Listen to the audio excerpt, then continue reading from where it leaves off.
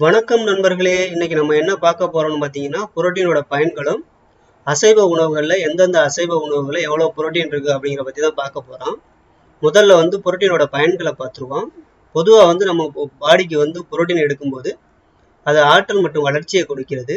இது செல்கள் திசுக்கள் உருவாகிறதுக்கும் உடலை சீரமைப்பதற்கு மிக முக்கிய பங்கு வகிக்கிறது. புரோட்டீன் நமக்கு தேவையான அனைத்து சக்திகளையும் கொடுக்குது. அதே சமயத்தில் நம்ம உடம்பை ஆரோக்கியமாகவும் வச்சுக்குது, நோய்கள் இருந்து பாதுகாப்பாகவும் வச்சுக்குது.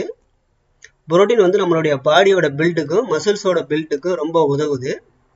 புரோட்டீன் நம்ம குறைவாக எடுக்கும்போது என்ன ஆகுதுன்னு பார்த்தீங்கன்னா, நம்மளுடைய பாடியோட ஃபங்க்ஷனுமே குறைகிறது.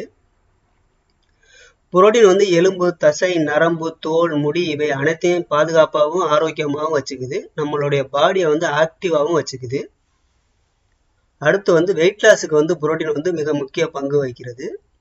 அதாவது நம்ம புரோட்டீன் தொடர்ந்து எடுத்துக்கிட்டு அதே சமயத்தில் நம்ம ஒர்க் அவுட்டும் தொடர்ந்து பண்ணும்போது நமக்கு வெயிட் லாஸ் ரொம்ப ஈஸியாக கிடைச்சிருது.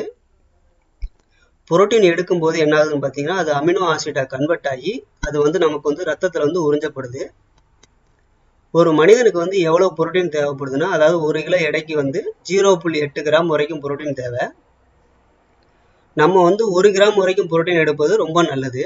அதாவது ஒரு மனிதன் 50 கிலோ எடை இருக்கிற உடம்புக்கு 50 கிராம் வரைக்கும் புரோட்டீன் எடுக்கிறது ரொம்ப நல்லது. இந்த மாதிரி நம்ம தொடர்ந்து நம்ம புரோட்டீன் எடுக்கும்போது நம்மளோட உடம்பு ஆரோக்கியமாகவும் நோய்கள் பாதுகாப்பாகவும் நோய் எதிர்ப்பு சக்தியோட நம்ம இருக்க முடியும். அடுத்து அது எந்தெந்த அசைவ உணவுகளில் எவ்வளோ புரோட்டீன் இருக்கு பற்றி பார்ப்போம்.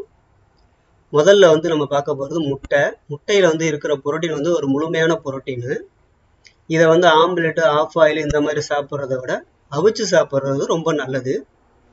அடுத்து பார்த்தீங்கன்னா நண்டு. 100 கிராம் நண்டில் 19 கிராம் வரைக்கும் புரோட்டீன் இருக்குது. அடுத்து இறால். இறாலில் 100 கிராம் இறாலில் 24 கிராம் வரைக்கும் புரோட்டீன் இருக்குது. அடுத்து மீன்கள். மீன்களில் பார்த்தீங்கன்னா 100 கிராம் மீன்களில் 22 கிராம் வரைக்கும் புரோட்டீன் இருக்குது. சூர மீனுன்னு ஒன்று சொல்லுவாங்க, அதாவது இங்கிலீஷில் டூனா பீஸு. இந்த சூர மீனில் உங்களுக்கு 28 கிராம் வரைக்கும் புரோட்டீன் இருக்குது 100 கிராம் சூர மீனில். அடுத்து மட்டனு. 100 கிராம் மட்டனில் பார்த்தீங்கன்னா 25 கிராம் வரைக்கும் புரோட்டீன் இருக்குது. அடுத்து மாட்டுக்கறி. 100 கிராம் மாட்டுக்கறியில் 26 கிராம் வரைக்கும் புரோட்டீன் இருக்குது. அடுத்து பன்றிக்கறி.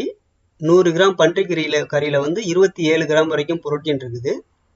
கடைசியாக நம்ம பார்க்க போகிறது சிக்கனு. சிக்கனில் பார்த்தீங்கன்னா 100 கிராம் சிக்கனில் 30 கிராம் வரைக்கும் புரோட்டீன் இருக்குது. சிக்கனில் இருக்க புரோட்டீன் ஒரு முழுமையான புரோட்டீனு. ஏன்னா சிக்கனில் கொழுப்பு சத்து ரொம்ப ரொம்ப கம்மி.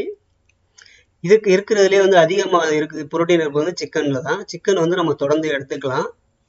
அதே சமயத்தில் நம்ம புரோட்டீன் உணவுகளை தேடி தேடி சாப்பிடும்போது நம்மளுடைய உடம்பு ஆரோக்கியமாகவும் இருக்கும். அதே சமயத்தில் நோய் எதிர்ப்பு சக்தியோடு நம்ம இருக்க முடியும். அடுத்த வீடியோவில் உங்களுக்கு வெஜிடபிளில் எந்தெந்த வெஜிடபிளில் எவ்வளோ புரோட்டீன் இருக்குது பற்றி பார்ப்போம். நம்ம சேனலை தொடர்ந்து பாருங்கள், சப்ஸ்கிரைப் பண்ணிடுங்க. மீண்டும் அடுத்த வீடியோவில் சந்திக்கும் வரை உங்களிலிருந்து விடைபெறுகிறேன். நன்றி, வணக்கம்.